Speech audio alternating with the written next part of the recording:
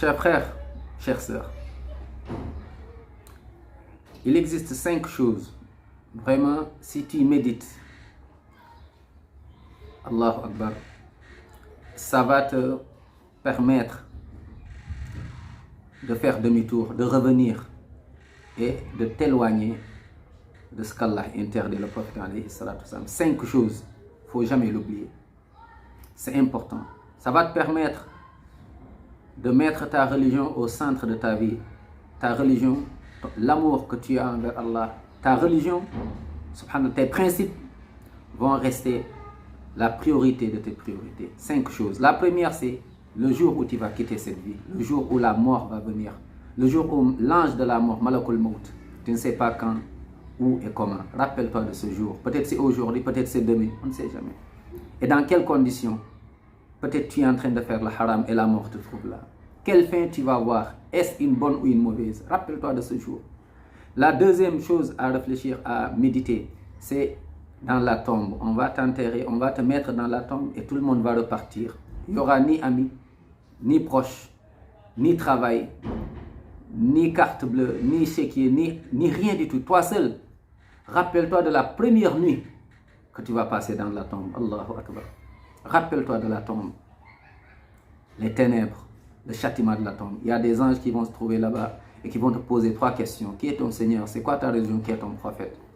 N'oublie pas ces 3 choses-là.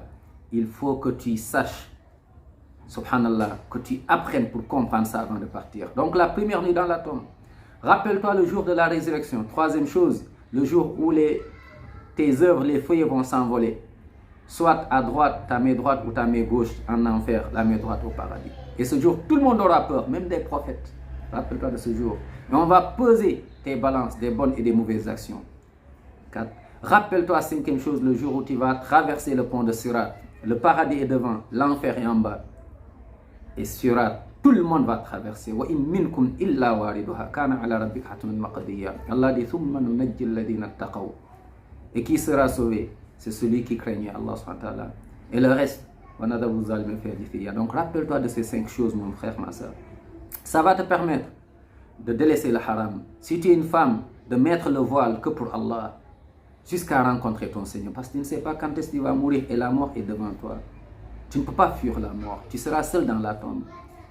Ça va te permettre de ne pas utiliser l'usure, de ne pas manger donc le riba. Aujourd'hui, c'est quelque chose qui est banalisé. Mais Allah subhanahu wa ta'ala maudit ceux qui l'utilisent, ceux qui consomment le riba. Ça va te permettre de t'éloigner de l'argent haram. Subhanallah. Ça va te permettre, si tu te rappelles, tu penses, tu cogites à ces 5-là, ça va te faciliter, subhanallah, à t'éloigner donc de ce qu'Allah subhanahu wa ta'ala interdit, la fornication ou l'adultère.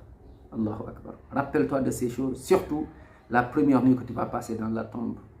Seul, il n'y aura personne. Ça va te permettre de prier à l'heure, de mettre ta religion la priorité de ta vie. Allahu Akbar. Non. Ça va te permettre de donner zakat. Beaucoup de musulmans aujourd'hui, ils ont de l'argent, mais ils ne donnent pas de zakat. Il y a l'enfer qui t'attend donc alors. Et ça va te permettre de faire le hajj. Il y a beaucoup de musulmans qui ont de l'argent, mais ils font le tour du monde, mais ils ne pensent pas aller faire le hajj, avec des prétextes, subhanallah, de faux prétextes, de faux alibis. Non.